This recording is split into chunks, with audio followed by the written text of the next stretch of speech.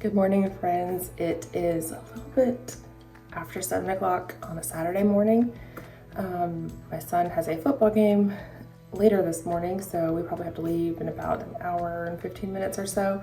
So we're gonna make some Belgian waffles. I've got the recipe right here. I've never made Belgian waffles before, so if it doesn't work out, I've got some Bisquick over here. Hopefully I won't need it, but it's always good to have a backup plan, I guess. So it's a beautiful fall morning. The sun is not up just yet, but it's nice and cool outside, and I hope it stays that way so we can enjoy a nice, cool fall morning of football. So anyway, come with me and we'll get some Belgian waffles made.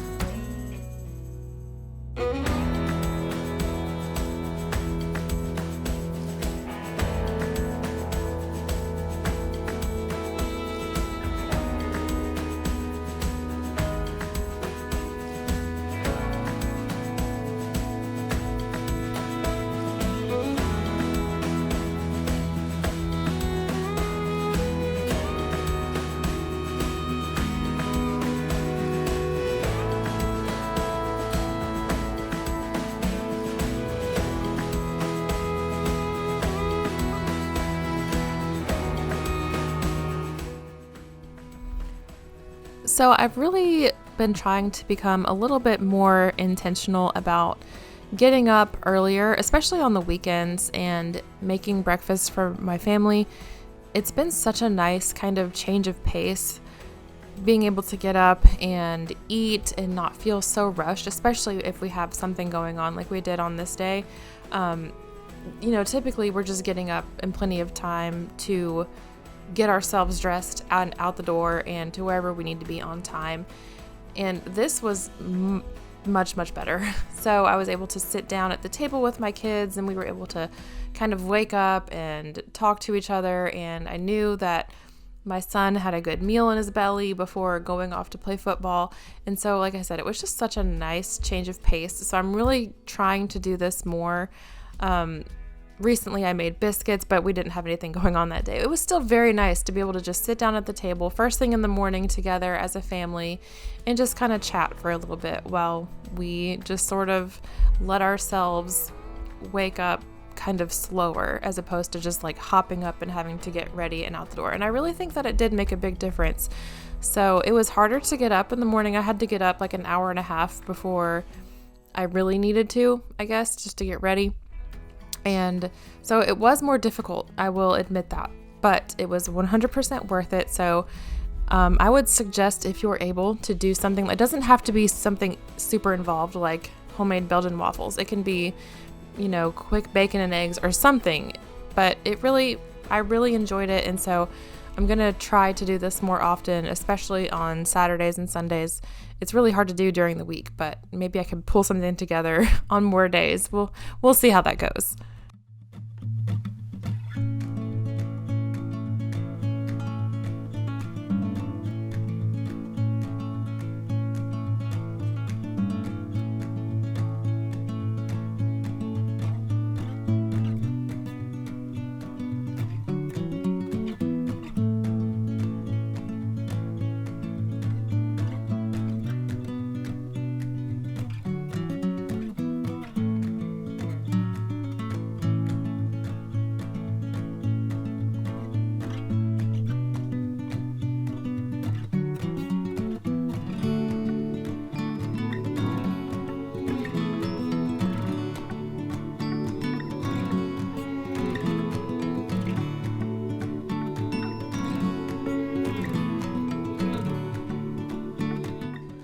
So this was my first time making waffles homemade, as opposed to like a boxed mix. And they were a Belgian waffle, like I mentioned earlier. And I think what makes it more of a Belgian waffle as opposed to just like your typical waffle is that they're fluffier and they're lighter. And I think what makes them that way is this step right here. beating the eggs until they become very fluffy. And this, I looked at the clock when I started doing this, and then I forgot to check what time it was when I was done. I want to say that altogether, to beat 2 eggs to where they needed to be, probably took between 3 and 5 minutes. But you'll know when it's ready because it says until stiff peaks form. And of course, as always, I will have the original recipe linked in the description box below if you want to try it. And so I think this is what the step that really makes it stand out as Belgian waffles as opposed to just like your regular typical waffle.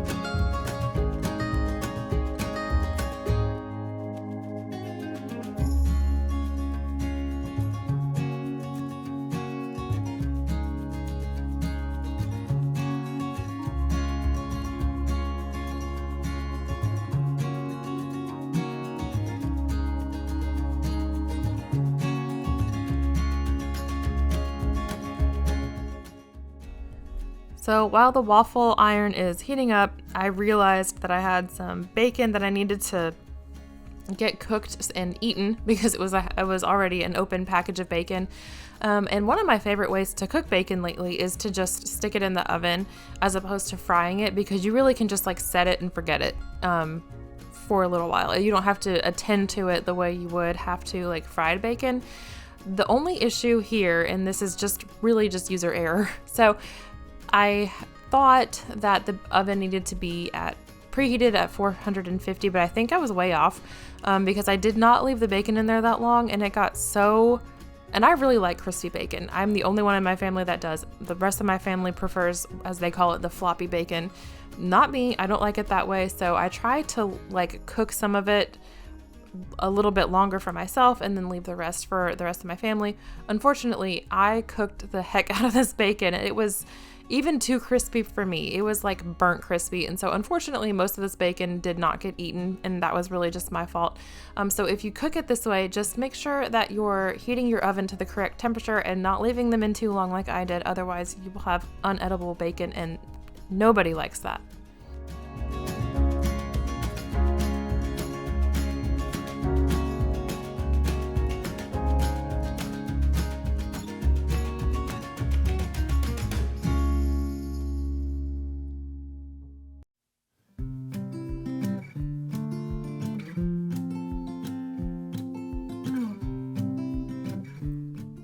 So something that I've been doing lately is you can see this recipe box that I have here on the right side of the screen.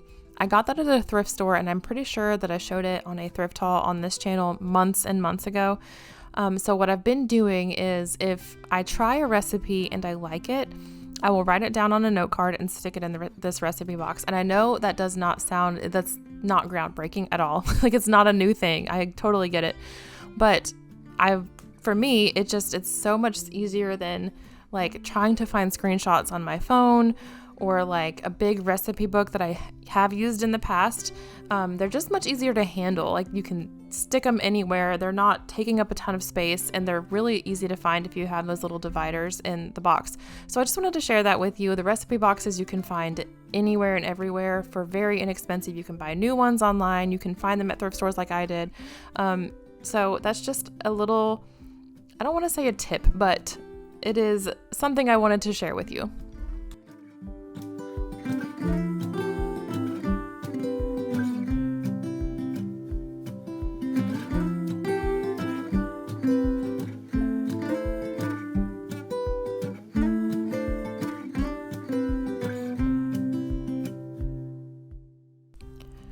By this point, I've already gone to my kids' rooms and had them start waking up and getting out of the bed. So while I was waiting for them to come and eat, I decided to load up the dishwasher, or at least load it up as much as I could. I meant to run it the night before and completely forgot to start it. So unfortunately, it was already pretty much completely full. So I really just had to pack it in there as best I could. And then I ended up just going ahead and running it. So whenever we got home from my son's football game, I unloaded it and then loaded back up the rest of the dirty dishes. But like I said, I typically like to do that the night before, but you know, things happen and I forgot, but I made it work.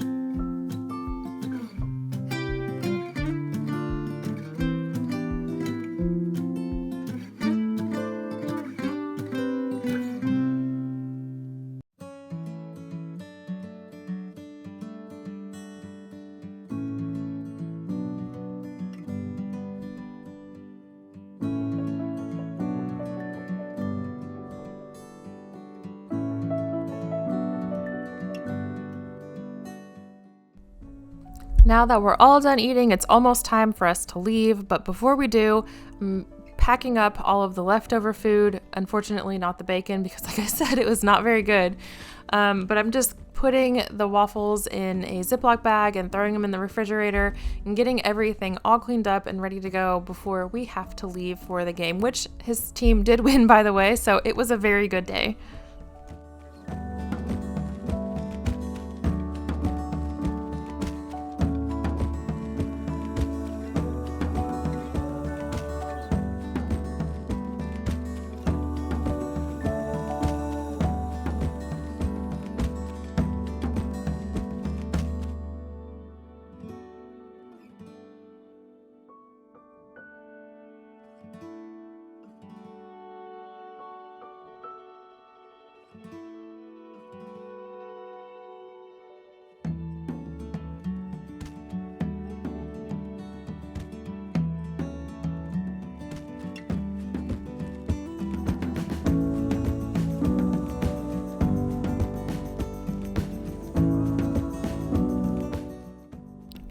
Thank you so much for stopping by my channel and following along with me today. If you enjoyed this video or you've decided to make these Belgian waffles and you've tried them out, let me know down below in the comments. I would definitely love to hear from you. Now we are back home after my son's football game watching some Ohio State football. Go Bucks! Thanks again, guys, and I will see you in the next video. Bye!